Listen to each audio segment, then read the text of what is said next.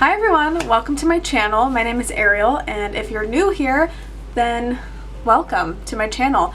And those of you who are returning, wow, thank you. I haven't posted a video in so long, so if you are coming back, that is amazing, and thank you so much. In today's video, I'm just going to be doing, I guess, an updated pet rooms tour. The last time I filmed this video, I believe it was maybe even my last video, I did a pet room tour, and literally every single thing regarding my animals has changed. There's a couple tanks that are similar to what they used to be, maybe actually only one of them, but other than that, everything has changed and I have a lot of new animals. So I thought I would just film this video today and show you guys what I have going on, the different animals that I'm keeping, and what their enclosures look like. I just want to preface this video by saying I am in no way claiming to be an expert on any of these animals. I have not formally studied them, but I do a lot of research before purchasing any animal, and I make sure that I am providing the best environment that I possibly can for them. I also want to say that I'm not condoning having this many animals. I would only recommend having this many animals if you have the money, the time, the energy to take care and the means to take care of all of them. So I just wanted to preface this video by saying that. But with that being said, I'm going to jump right into the video and show you guys around. Comment down below whatever you want. Let me know what your favorite animal is, if you want a dedicated video to any of the animals, and any constructive criticism that you might have. I'm always willing to listen. But yeah, I'm just going to jump right in. Thanks for watching. Okay, so when you first come into my bedroom, this is the room that I actually sleep in. This is what you see. It's a quick overview. So first things first, when you enter the room, to the right of the door, there is this 40-gallon breeder tank that houses my male leopard gecko, Nugget, who actually is right there. Nugget I've had for probably almost 2 years now. I actually just put this ledge in here, and so that's why he's out right now, wanting to explore it and see what's up with it. He is always very adventurous, and anytime I put anything new in his tank, he is out immediately to see what it's all about. So I got Nugget when he was actually a juvenile. So to the very left hand side, we obviously have this rock ledge which he's hanging out on. Right below that we have his more used hide, his most used hide, I guess I should say it's his cool hide, and on top of the cool hide it's actually a water bowl. Back there we have another hide that he can climb into. We have some fake plants, some branches, got lots of branches. He loves climbing on this one right here in the center. This is his favorite to kind of perch on. Back there we have his moist hide. There is some sphagnum moss in there. Over to the right hand side we have this large cork round. It's actually a really big piece of cork that is his sort of warmer area. He can actually also go on top of here and warm up if wanted.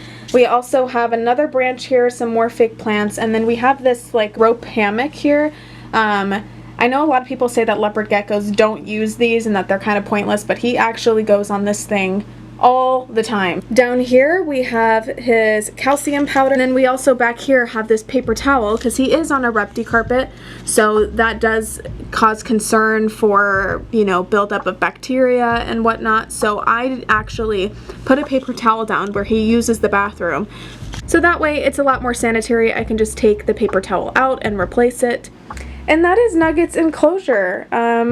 He really enjoys it. He's out and about all the time. And then to the right of Nugget's tank, I actually have this mini fridge that I keep all of my mealworms and waxworms in, just for easy feeding. So right after Nugget's enclosure, we come to this one here, which houses my female leopard gecko, who is a full-grown adult, and she lives here in this 40-gallon breeder. I will show videos and pictures of all of my animals, so you don't have to worry about that, but I'm not going to bother them while they're sleeping during the day. To the left-hand side of the tank, we have this large rock climbing thing that she goes on every single day. So I recommend that if you do have a leopard gecko, that you give them something to climb on, some height, because they will use it. Obviously you don't want it terribly high and steep, but I do recommend giving them something. Inside of the little hide we have her water bowl. There's also a plant in there so she can feel more secure when going in there. Got some branches, some other fake plants. She's got some more branches that she can hide under. This is her moist hide, her humid hide. This is where she spends most of her time. There is a heat mat under there so she can stay nice and warm. And we have a warm hide here.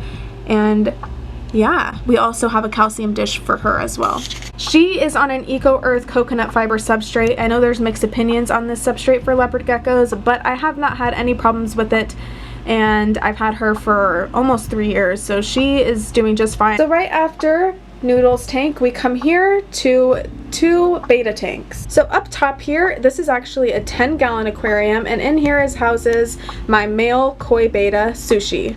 So here is Sushi. He's a beautiful red color. He has some blue and white spots on him. He's very patriotic. We have some rock decor and plants, and a filter and a heater. So I personally recommend koi betas for setups more like this, only because regular betas have really fragile fins and they can get damaged really easily, which can cause infections and other things like that. So I've had the best experience with koi betas. Their fins don't get damaged, and they just seem to live better in these aquariums. If you watch my previous video, you'll see that all of my tanks actually had different betas at the time, and because of their fins getting damaged and causing infections and stuff like that, they did not make it. So I've resorted to only purchasing koi betas, and I have had nothing but luck with them. So yeah. So right below Sushi's tank, we have another beta tank. So this is a 6.8-gallon tank that has a built-in filter.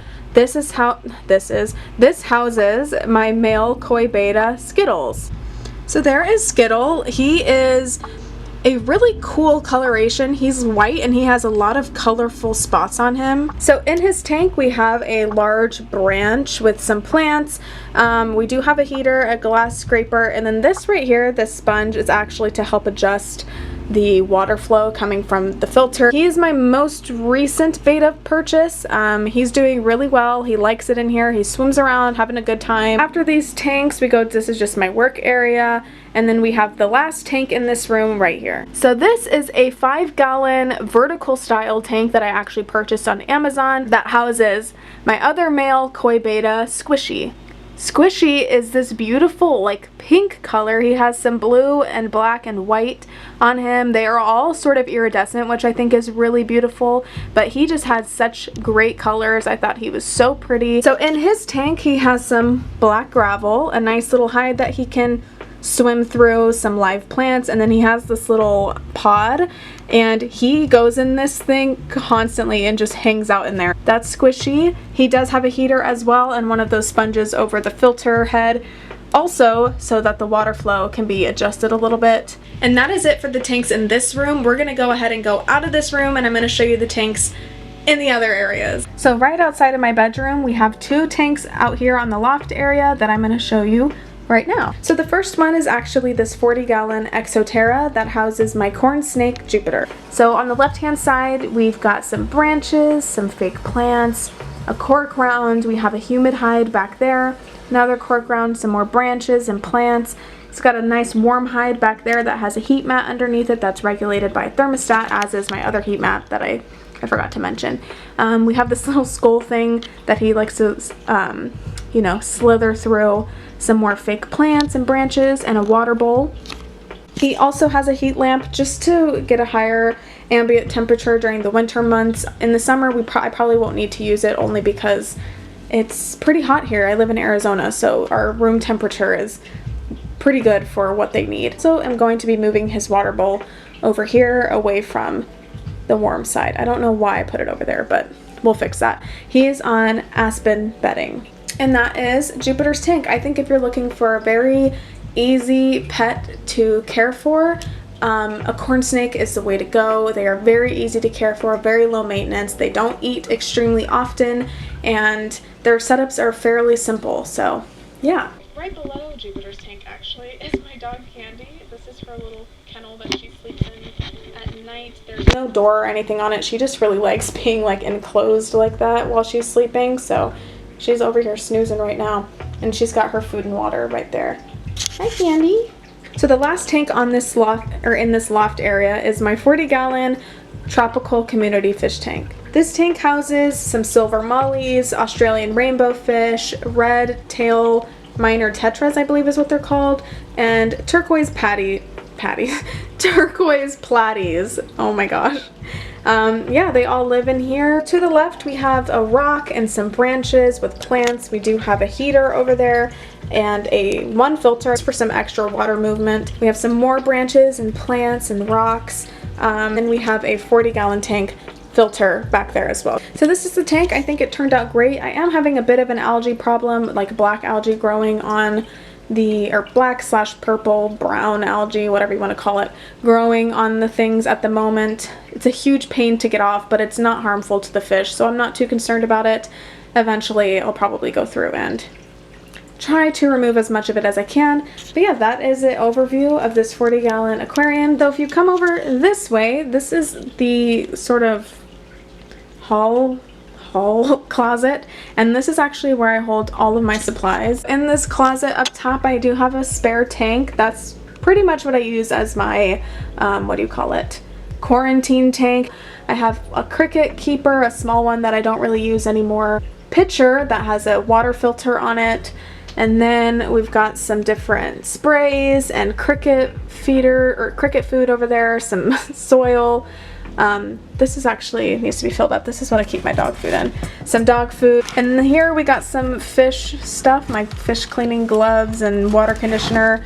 This just has a bunch of random aquarium things like filters and lights and a little net breeder for little baby fish fry. In this bin we have some extra terrarium things. I've got branches, plants, rocks, hides, all kinds of stuff in here. And same thing with this, just some extra reptile decor. So that's what's in there. In this bin down here, I have my aquarium supplies. This is what I use to clean all of my tanks. And then we have some extra aquarium decorations that are not being used at the moment. In the bottom, this is just some random bathroom stuff, and then I have two little carriers and salt water. So that is it for the hall closet. Let's go ahead and go into the last and final pet area. So when you first walk into this room, this is kind of an overview of what you see. So as you can see, I do have my cats in here. They only stay in here during the day while I'm not here, or if I'm busy doing something, or while I'm sleeping. But while I'm here, I close the gate on the little loft area and they can roam around upstairs. It's only because we do have 2 cats downstairs that don't get along with other cats, so they chill in here while I'm not able to watch them. This is Cheddar.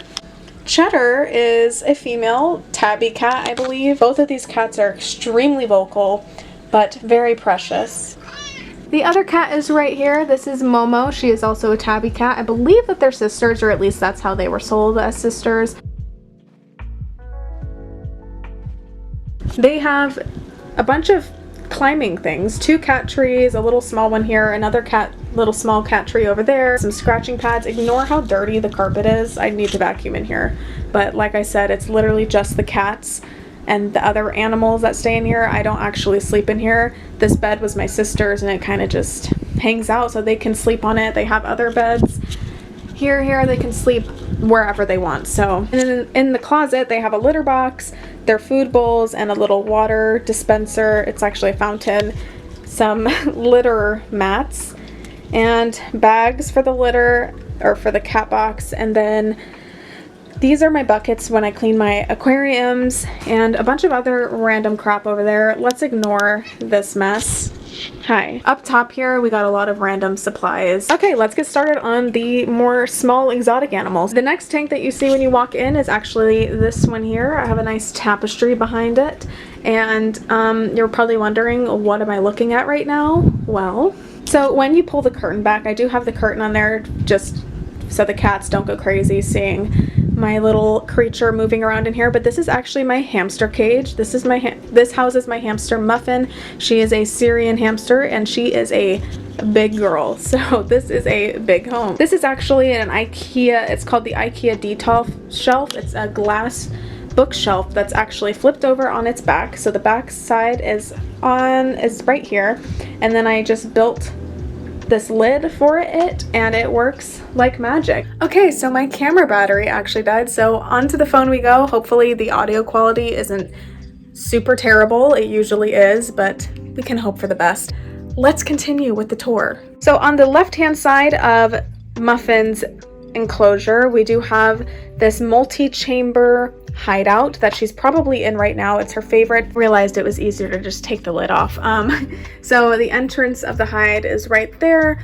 We have her food bowl here that I need to fill up tonight. This is just a little water bowl that I also need to fill up, and I have poop to clean. Yay. She's got this bendy bridge, a little, I guess, cork round. This is her water bottle. And then right here, she does have her wheel. I believe this is an 11 or 12 inch wheel, and it's actually Velcroed to this platform so that it doesn't move all over the place. And then over here, we have this nice branch that she can climb on, some chew toys. This is her sand bath, so she can go in here and clean her fur. This really large bendy bridge to separate the shorter bedding, or it was until she moved things around, the shorter bedding from the taller bedding. And so over on this side, she's got this little terracotta pot, some more chew toys and platforms, cork bark, a wicker basket that she has absolutely destroyed. The other end, the bottom side, is non-existent. Another platform and another little hidey house that she can hang out in. And this specific tank or enclosure is not super tall, and it's definitely not very wide, but it's extremely long. So if you need a good amount of space for your hamster, I really do recommend this. So directly underneath Muffin's enclosure, I also have all of these bins which hold a ton of supplies, so we'll go through them very quickly. So in this little space here, I've got my vinyl gloves for cleaning purposes. I do have a snail living in here. The snail was in my aquarium, one of my beta tanks, but if you don't know, snails poop a lot. So that's why it's sort of staying in here. They just make a huge mess, and I do feed it, I do change the water. It's just not, I'm not having it in my beta tank, not anymore. Back there we have some botanical hay, we have some aspen way back there, and this is my hermit crab food, which we'll get into my hermit crabs very soon. In this next bin, we have some hamster supplies, some more aquarium decor. Over here, we have my crickets, and then back there, we have some eco earth. Here, we have this random hide, my hamster hide. And then this is all of the hamster, or the hermit crab food. Over here, we have my reptile supplies, amphibian supplies, I guess you could say. Here we have hamster food, and here we have more hamster stuff. So just lots and lots of random supplies. So right next to Muffin's cage is this one right here. Yeah, just lots of junk over there. Let's ignore that. Okay, on to this tank here. So in this tank, I actually don't have an animal in here right now.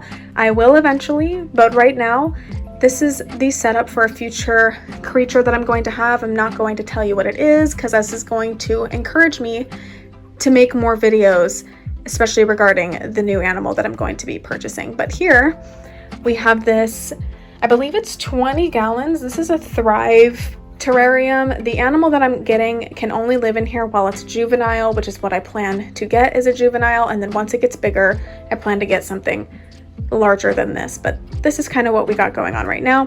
In here we do have some cork rounds, some fake plants, a lot of fake plants. We have a thermometer, hygrometer up there. We also have an LED light. This is off, but it's a ceramic heat emitter. And then we got some really nice branches, some more cork rounds, a water bowl, some moss.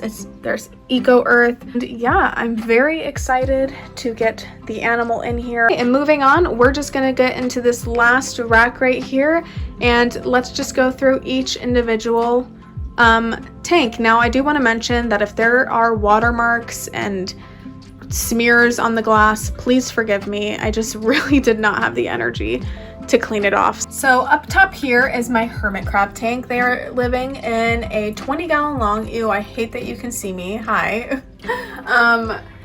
Yeah, they're living in a 20-gallon long tank, and this is their enclosure. I heard him fall. That's one of them. Not sure which one it is, to be quite honest. They keep changing shells and then I forget which one's which, so Anyway, this houses my 3 hermit crabs, Mr. Krabs, Krabby Patty, and Krusty Krab. Okay, so on the left-hand side, we do have some fake plants. We have their food bowl. We have their water bowl. Again, I need to move their water bowl. I don't know why I keep putting water bowls on the heat side. Ignore that. I just redid this recently, so it hasn't been like that for very long, but I am going to move that. We've got a coconut hide, some more fake plants, a nice long moss bridge, some pieces or some branches, some leaf litter, some more plants, a hide. Sorry, you can't really see that well. Oh, there's another little Hermie in there. There's another hide right there, and then we've got another little, sorry, the glare is just absolutely terrible. Please try to forgive me. There is a half log hide back there, and then we've got their saltwater bowl right there. This was their freshwater, forgot to mention that. I think it looks decent. I am going to be redoing it, so yeah, I do have 2 thermometer and hygrometers here just to compare them and sort of see where we're at. I have a Reptifogger here that is connected to the top just to keep the humidity at a good level. They're actually on Eco Earth coconut fiber substrate. There's a little bit of sand mixed in, if you can see, but it's mostly Eco Earth, and they do really well on this. Okay, right below my hermit crab is my fire-bellied toad enclosure. So in this tank, there are 2 fire-bellied toads that live in here, Lima Bean and Mean Green. So to the left, we have a rock, we have some fake plants, we have a branch here with another really cool fake plant, another rock, a filter, you know, some leaves here and there, and we have this nice little climbing feature so they can get out of the water, and we have some fake plants and they can also go in there. So it is really simple. I used to have rocks on the bottom, but I just realized it was way too difficult to maintain clean water. Oh, let's see if I can find my frogs here. Yep, there's Mean Green, I believe. Lima Bean's little body is right there. I know that there's mixed opinions on what you should sort of do with fire-bellied toads, how much land they need, how much water they need, but personally, from my personal experience and from watching lots of videos, they do spend a large majority of their time in the water. You obviously want to give them plenty of options to get completely out of the water, so that way they're not in it 24/7. And like I mentioned before, if you do want dedicated videos on any of the animals that I've shown you this far, please just let me know. I would be more than happy to make a more dedicated, in-depth video on each individual animal and their care or whatever it is that you want to know about them. And yeah, I just wanted to throw that in there really quick. Okay, let's move on.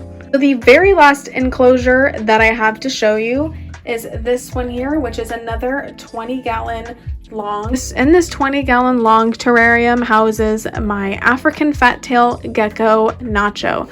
Nacho is a juvenile African fat-tail gecko, and I actually recently got him. I got him a couple of days ago. So this is where he's staying for now while he is young. When he gets older, I do plan on putting him in a 40-gallon breeder tank like Nugget and Noodle are in. So to the left-hand side here, we do have some fake plants, a cork round.